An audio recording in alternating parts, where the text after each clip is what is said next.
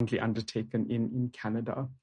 What kind of solutions are you seeing? And I'm speaking about the instrument context, like the financial instrument context, but also just generally in terms of the systems and measures and initiatives that are coming about. Of course. I think from a global perspective, at least, I would focus on some of the frameworks that are coming out. And Malango and you both really touched upon the need for information and that disclosure in a sense, and the lack of information of what to disclose. So I think there are specific frameworks that are out there, specifically the Task Force on Climate-Related Financial Disclosure. The acronym is TCFD, the Global Reporting Initiative, to name a few. These are great places to start in catalyzing adaptation reform and encouraging assets to be allocated towards adaptation. You can see with the TCFD, it allows for kind of widespread information. So investors, and this is more from an investor standpoint, investors understanding what the financial implications of climate change actually are. The type of frameworks, this type of framework, it emphasizes transparency. So allowing companies to say, do you know what, I want to be disclosing this risk, not because I don't have any risk, but understanding that risk and being able to disclose it. And ultimately, this will hopefully lead investors to allocate capital towards companies, as I had said before, to those who have implemented measures to protect against these risks. Now, specifically in regards to my own research and what's happening in Canada, I believe these frameworks are a great place to start. But what I see is that there is no way to actually operationalize on it. So again, it's, well, let's disclose risk. Well, where's that information and what should I be disclosing and what is considered risk? And so in my specific research with the Intact Center, what we've done is created a globally scalable framework, which can be applied across industry sectors. Now, this is based on recommendations from the TCFD. And this is a climate risk framework that prioritizes the top 1 to 2 means by which extreme weather, so if you're looking at flood, fire, extreme heat, and how that could negatively impact the operations of a company within a given industry sector, while simultaneously identifying actions that an investor should expect a company to take to mitigate against that risk. Now, you had mentioned instruments, and we notice within the industry that there are a lot of instruments that are being created. So you could look at green bonds or derivatives, but one that I'm actually quite fascinated on, and Kamleshan, you spoke about it, but insurance. I think insurance is a great place to start because in its simplest form, it literally is written protection against risk. Parametric insurance in particular agrees to make a payment once a triggering event, usually a catastrophic natural event, occurs. So insurance not only is very good at tallying the impacts of climate change as they manifest as extreme weather, again, flooding, fire, extreme heat, but insurance also assesses and communicates and signals risks while generating incentives for risk management. So as an example here in Canada, the greatest loss due to extreme weather is from flooding.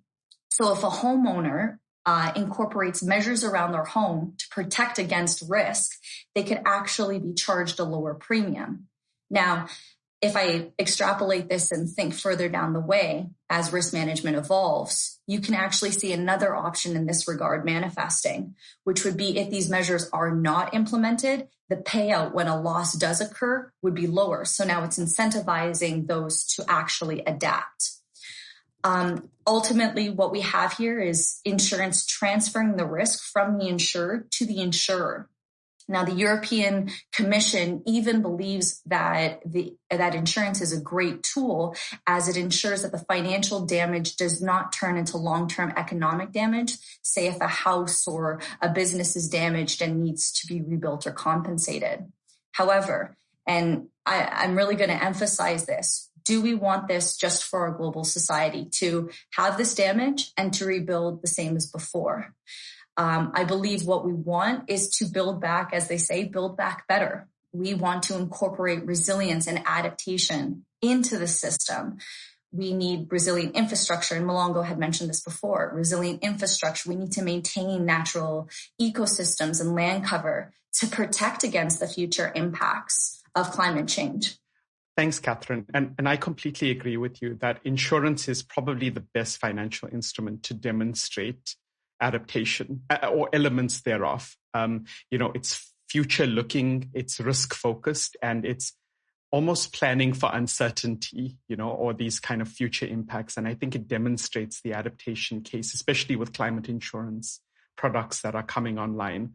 But I'm glad you focused on the risk mitigation side, or at least the incentivizing of adaptation, because I think the one thing I'll clarify is that insurance is a useful instrument at catalyzing adaptation, but one is focused on reactive financing. So, waiting for a flood to happen and then financing the cost thereof.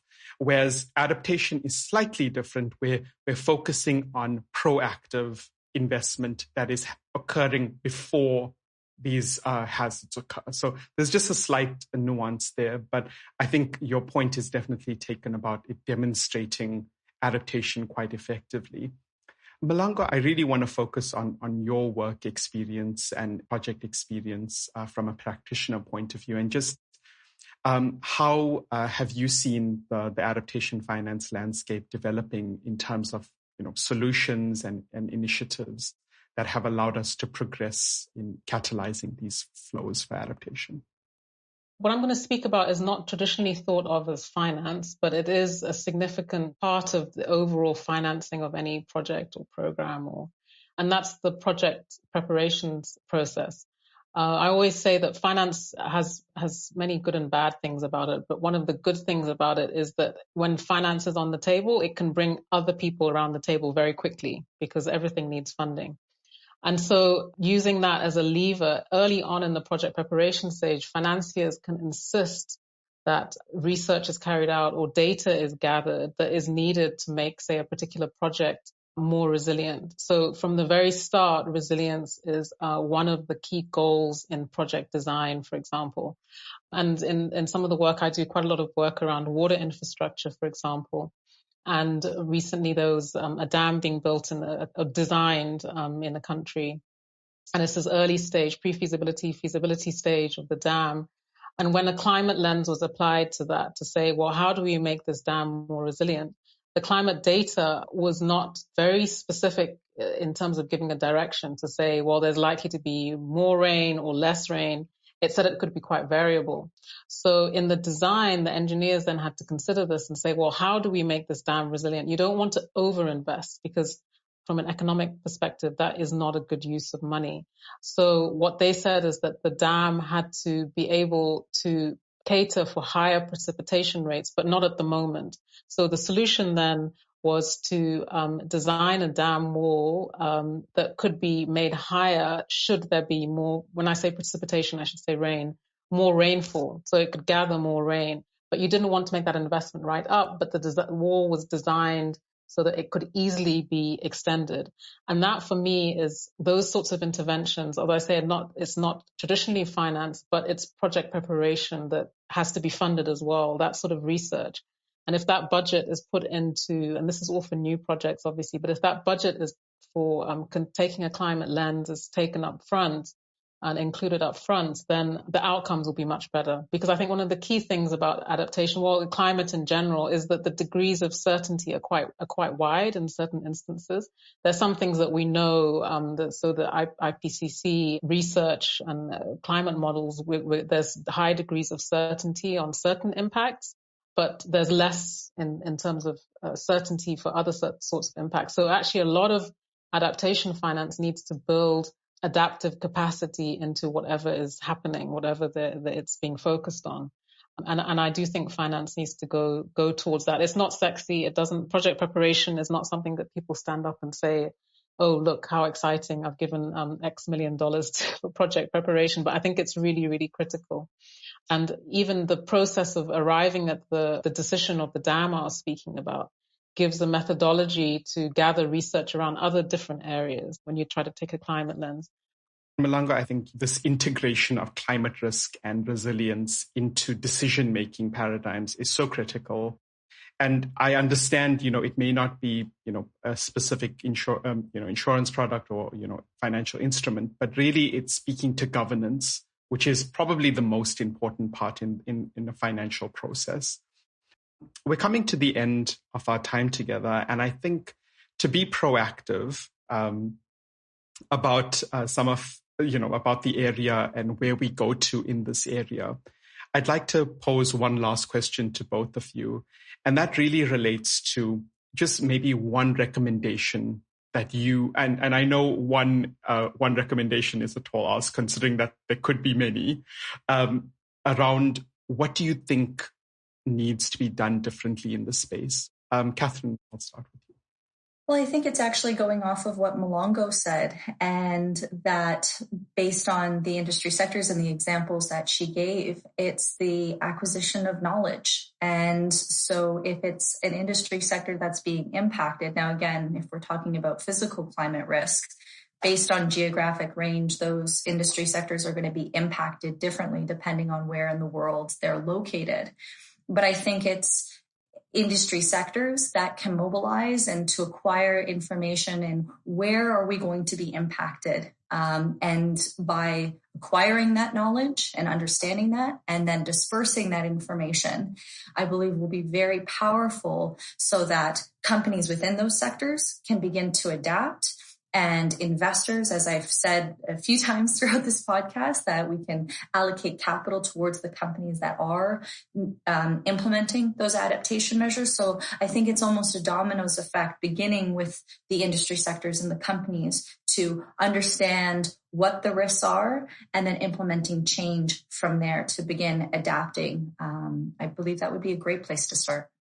I fully agree with what Kathryn said about the information side. And for me, I think one of the key areas where this could make a difference could be made is around financial regulators allowing the sector to take a pre-competitive approach to the issue and creating incentives from a regulatory perspective. So it affects everyone equally in the sector. When I say everyone, I mean all the different financial institutions they regulate. To be able to respond more effectively, because as you mentioned before, the revenue generation ability of some projects isn't there. So there has to be a financial incentive somewhere. And I think regulators can do this very easily. And it's not normally their domain, but some regulators are looking at this. And I do think it would make a significant difference almost immediately. And I think to end, I'll also pose a recommendation. And that's really that I think one of the things that we're missing is comprehensive guidance about the initiatives specifically needed for adaptation and resilience. And because of this issue that everything is quite localized or, is very site-specific, we run into this problem that the initiatives are very different, wherever you go. What is being implemented in Canada is very different to what is needed in South Africa and Zambia and the like. And I think that causes a real problem for, coming up with initiatives that can be implemented at scale, or without taking local context into consideration. And I think moving towards a future where we have greater knowledge, as you've mentioned, Kathryn, that really collates all of the experiences that we've managed to implement currently, and then obviously investing further research into the questions that we are not asking yet and getting answers to those questions, I think is going to be really important in the future. So lastly, I'd just like to thank both of you for joining me today. I think it's been an amazing discussion, and I hope our listeners have managed to gain some insight, at least a starting point for insight on the area. In summary, we started off by discussing why adaptation finance is important, noting the future climate impacts which are likely to be exacerbated under future climate scenarios.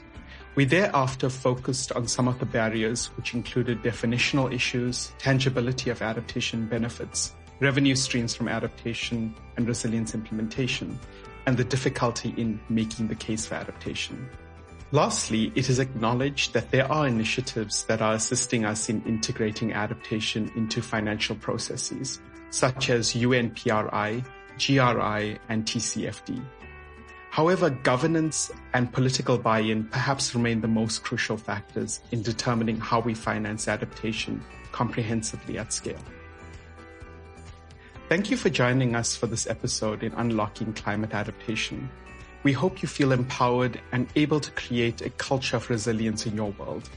Join us again as we continue to explore climate and development challenges within and across our borders.